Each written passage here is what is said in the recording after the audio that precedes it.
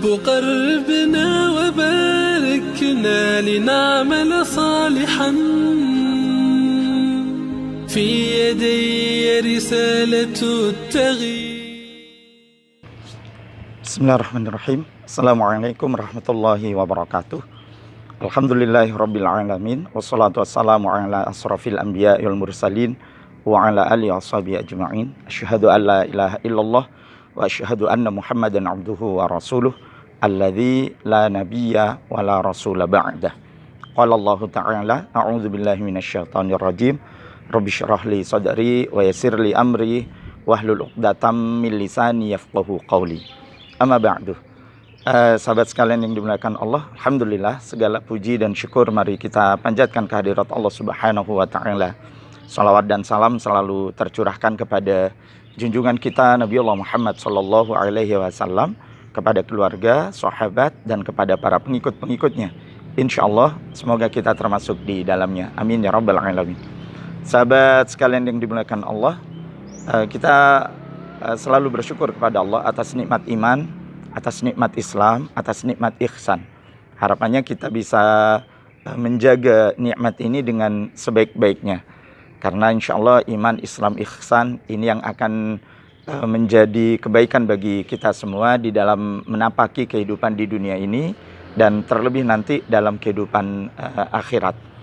Bukan apa-apa sahabat sekalian yang dimuliakan Allah, karena hakikatnya tidak ada jaminan bagi kita untuk tetap mempertahankan iman Islam yang ada di dalam diri kita saat ini. Dan ini dahsyatnya syaitan. Sungguh kita kadang-kadang mengetahui bahwa syaitan itu akan selalu mengganggu dan mengajak kita ke jalan yang telah dilarang oleh Allah Subhanahu wa taala, menunaikan apa yang telah dilarang oleh Allah Subhanahu wa taala, sekaligus meninggalkan apa yang telah diperintahkan Allah. Innama ya'muru bis-su', karena sesungguhnya syaitan itu akan menyuruh kita berbuat dosa, berbuat keburukan, wal fasya, dan sekaligus juga melakukan perbuatan yang keji gitu. Ta'muruna bil munkar wa tanhauna 'anil ma'ruf. Ya, mereka senantiasa mengajak kepada kemungkaran dan mencegah untuk berbuat kebaikan. Ini adalah sesuatu yang dibisikkan oleh syaitan atas diri kita, dan kita tahu itu, dan bahkan kita itu diminta oleh Allah Subhanahu wa taala untuk meninggalkan dan tidak terpengaruh dengan bisikan-bisikan syaitan. Namun apalah daya, kadang-kadang kita itu lengah, kadang-kadang kita itu khilaf gitu. Di antara hal yang diganggu dan dibisikkan syaitan atas diri kita itu kesombongan, sahabat sekalian yang dimuliakan Allah. Kenapa sombong? Karena syaitan itu dirajam oleh Allah, dihinakan oleh Allah, dilaknat oleh Allah karena sifat sombong yang ada di dalam dirinya.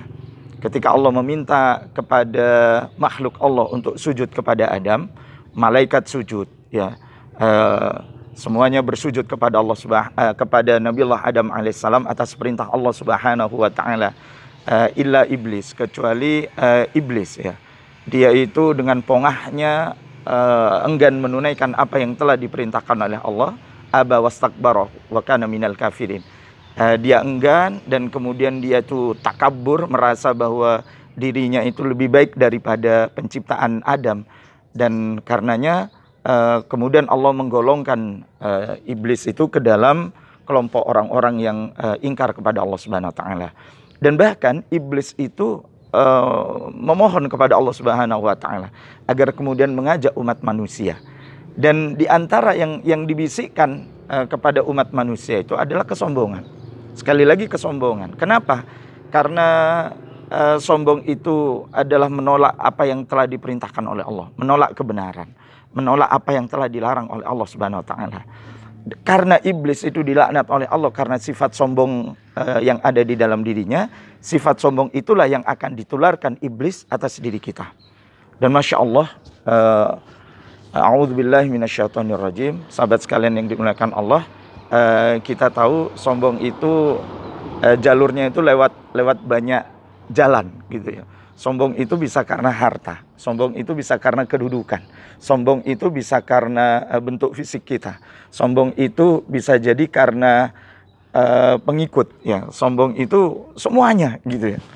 Kenapa? Karena dari celah yang saya sebutkan tadi, iblis itu selalu membisikkan sifat yang buruk itu di dalam diri kita.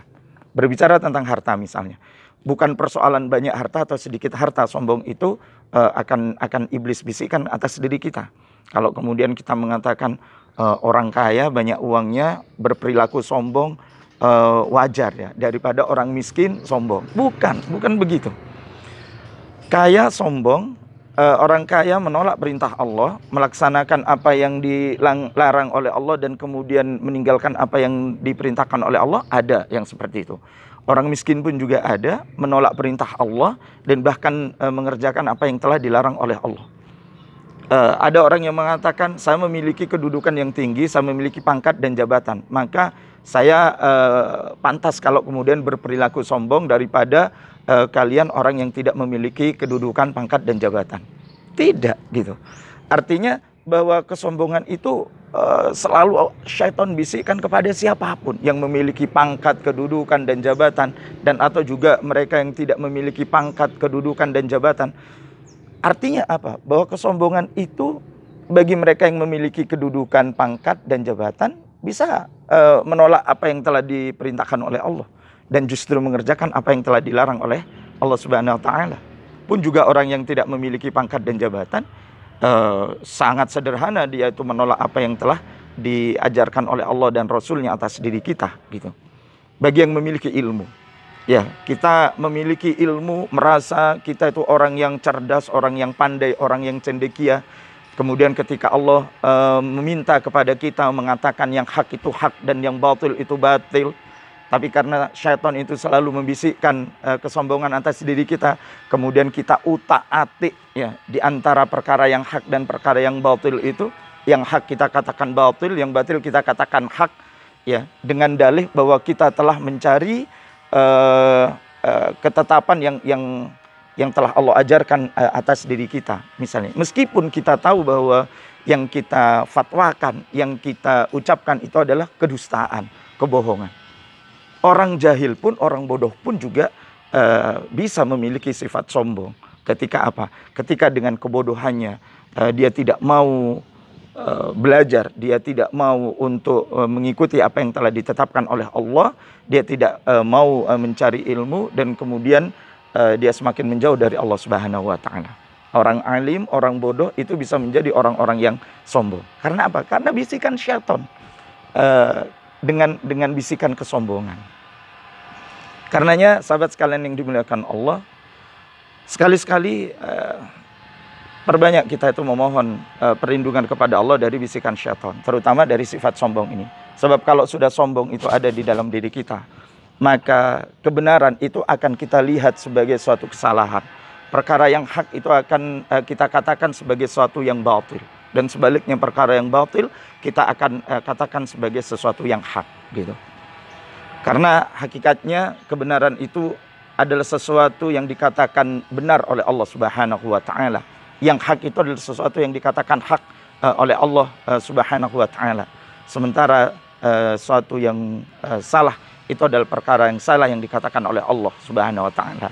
Dan yang batil pun adalah perkara yang dikatakan batil oleh Allah Subhanahu wa taala. Sehingga baik, buruk, terpuji, tercela, benar dan salah, halal dan haram itu bukan lagi dikembalikan kepada diri kita, kepada makhluk, bukan, tetapi kepada Al-Khaliq yang nyata-nyata mengetahui tentang hakikat kebenaran yang sejati. Karenanya berlindung kepada Allah dari sifat sombong, karena sombong itu akan menutupi semua kebaikan yang akan Allah berikan kepada kita. Memohon kepada Allah agar kita dihindar dari sifat sombong. Pada akhirnya kita akan menjadi orang-orang yang selalu berhati-hati di dalam melaksanakan aktivitas kehidupan di dunia ini. Sombong itu adalah kawan iblis. Menolak kebenaran dengan mengatakan perintah itu adalah larangan, dan larangan itu adalah perintah. Yang hak itu batil, yang batil itu adalah hak. Itu adalah sifat dan ciri-ciri kesombongan. Menolak apa yang telah diajarkan oleh Allah dan Rasulnya atas umat manusia, itu berarti adalah ciri-ciri kesombongan. Semoga Allah memberikan keselamatan kepada kita semua. Amin ya rabbal alamin. Mohon maaf lahir dan batin. Assalamualaikum warahmatullahi wabarakatuh.